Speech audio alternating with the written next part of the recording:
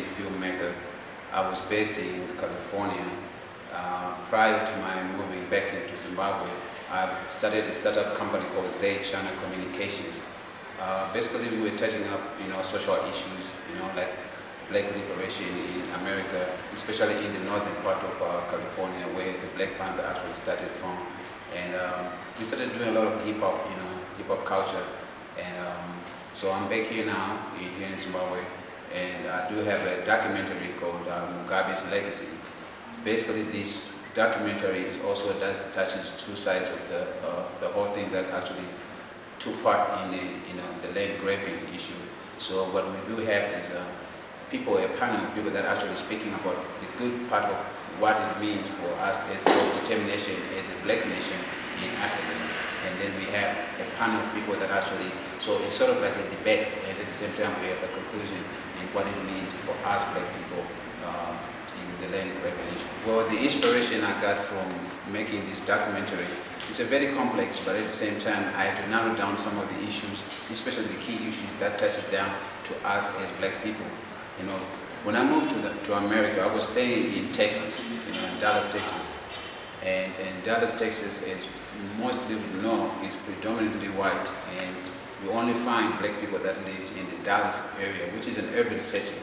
And I came to the realization that, once you're in America, black people actually, they don't even own land.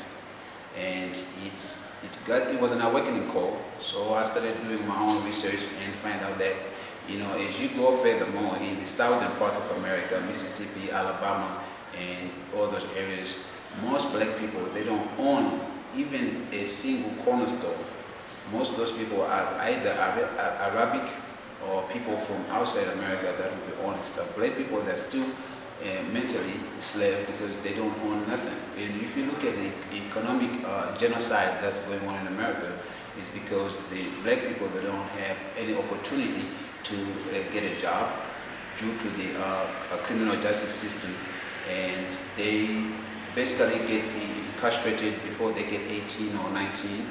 They have a criminal history, so they can enhance that, they can get no jobs. So mainly what my story was to say, okay, we have an issue here that black folks, they don't have any rights. But the only place that black people can have a self-determination, can be independent, was Africa.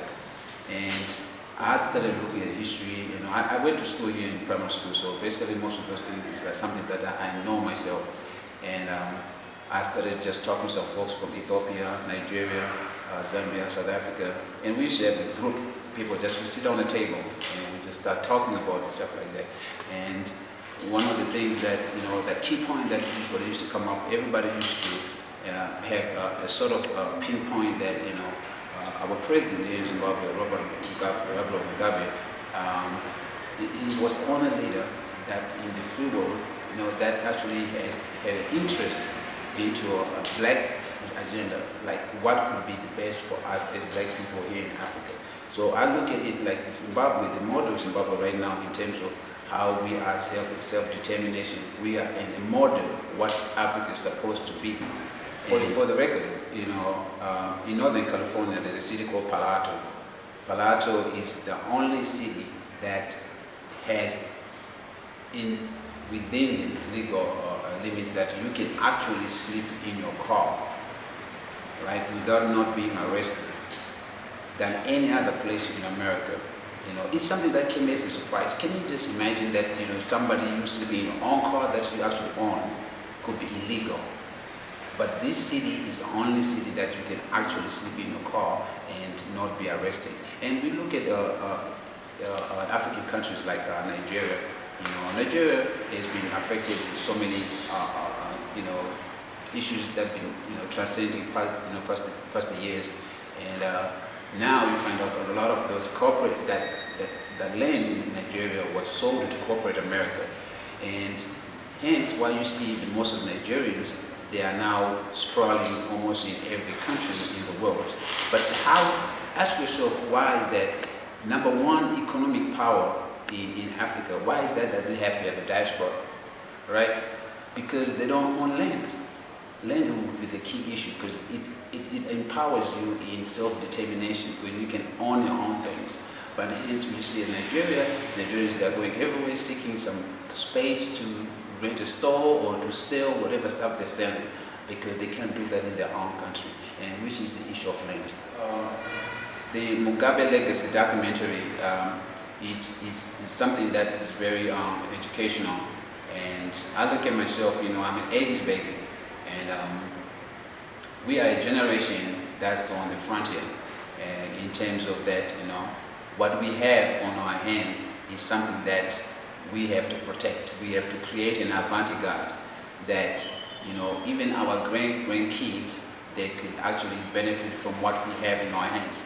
So therefore, I do have a point to where we are creating a dialogue. We are creating a conversation. What is best we can, create out of what we have in our hands.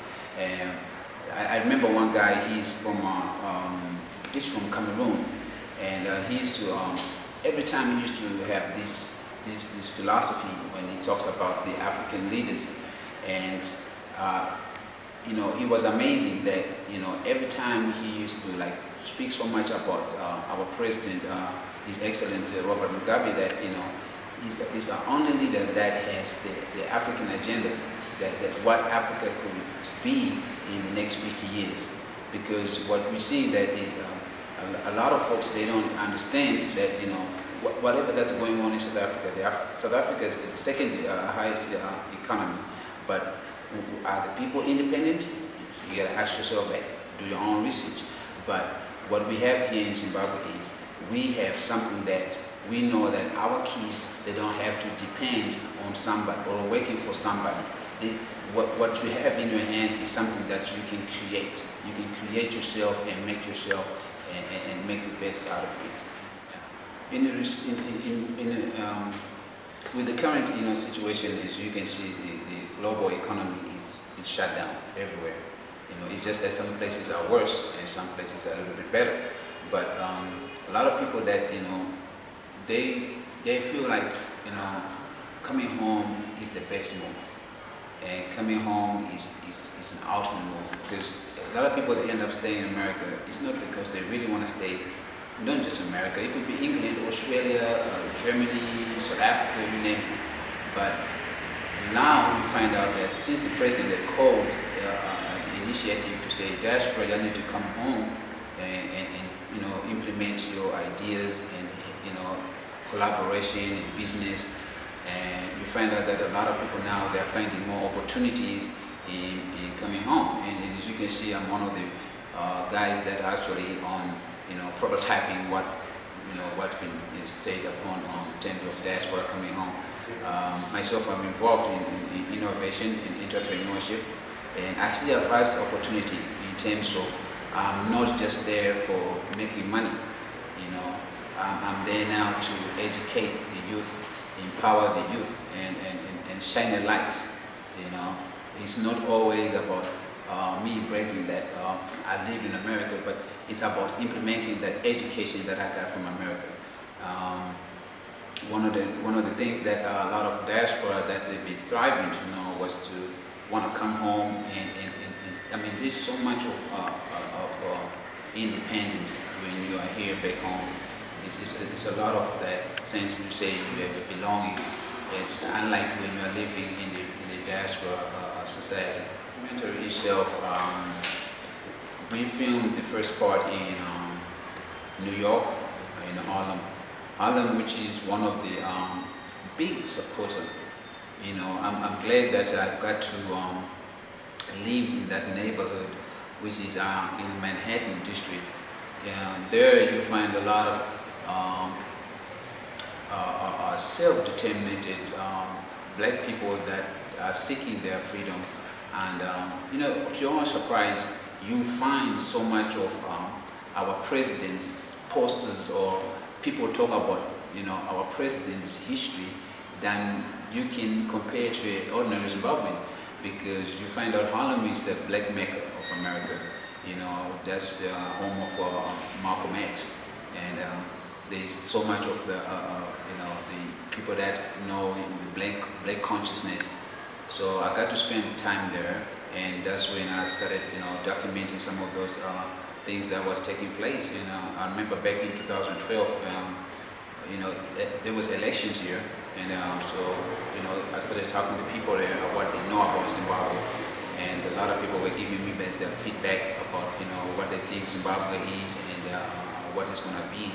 And so we filmed that first part, and now we are filming the second part here in Zimbabwe. Mainly it's focusing on how I'm perceiving what's going on right now on the ground here in Zimbabwe in terms of progression. What we find out is we find some very energized youth who are taking part into the building up of the country, and the resilience of the Zimbabweans, in regard with the economic structure. But what we're seeing is people who are thriving, for excellence, and that's something that's very adorable. So we are now working on the second part, and I'm sure it's something that's going to be very great to watch. So currently, I've been consulting with the Ministry of ICT and the National Indigenization. One of the key points that I wanted to highlight is that you find out a lot of youth that are on the ground. There's a lot of they're fragile. When you've been through so much, sometimes you lack your confidence. You lack your vision.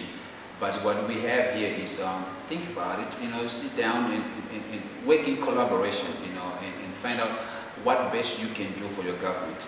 It's not much about what the government can do for you, but what is that you can do for your government. So you find out most of these offices, these ministries, they are quite open for ideas that the youth want to implement, what's good for you. So you go and tell them what's good for you, And a lot of people, like I said, young folks, they think that it's something that's impossible, to go and tell Minister Superman 10 about what you think is right for ICT. But this is from experience.